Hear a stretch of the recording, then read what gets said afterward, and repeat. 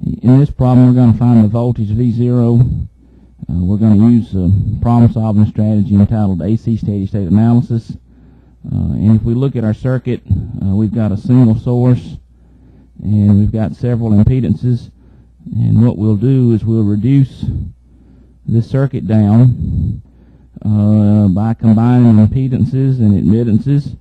And once we reduce the circuit, then we'll do some analyses to calculate the voltage. So if we look, for instance, let's start. We've got a couple of impedances in series here, and they're going to be in parallel with this impedance. So let's calculate an admittance Y.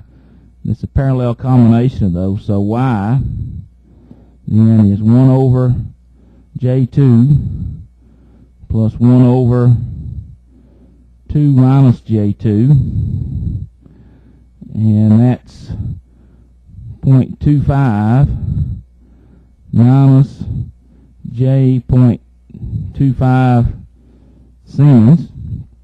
Okay, so that's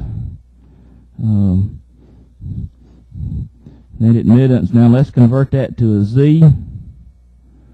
Z is 1 over Y, and that's 2 plus J2 ohms. So now let's redraw our circuit with that combination.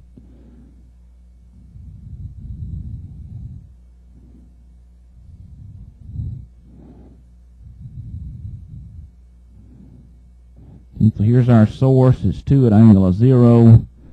Here's this impedance to the right-hand side of the circuit.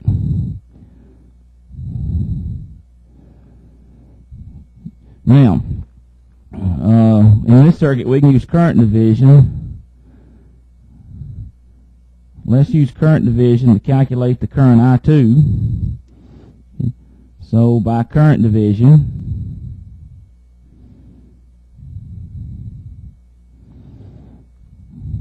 I2 is 2 at an angle of 0.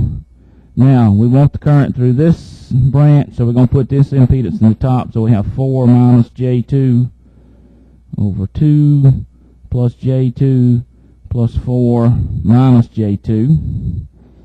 And that gives us 1.333 minus J.667 amps. Okay, so there's the current I2. Now, let's back up to our previous circuit. And if we look, we've calculated this current I2. What we really need is this current I'll call I0. Because if I have that current, then I can calculate that voltage. So let's do current division again. So I0 is I2 times, we want the current through here, so we're going to put the J2 in the top.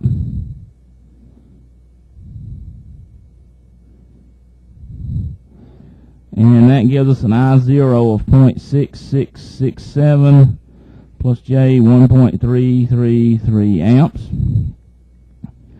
So now we have the current which flows through this element, because if we apply KCL here, that's 0. Now if we look for a second, remember, thinking back to Ohm's law, we have an element Z, we have a voltage V and a current I. If the voltage polarity in the current direction is shown, we can write V is equal to Z times I.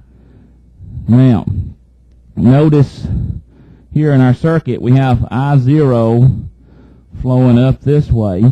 So if we want to satisfy this convention,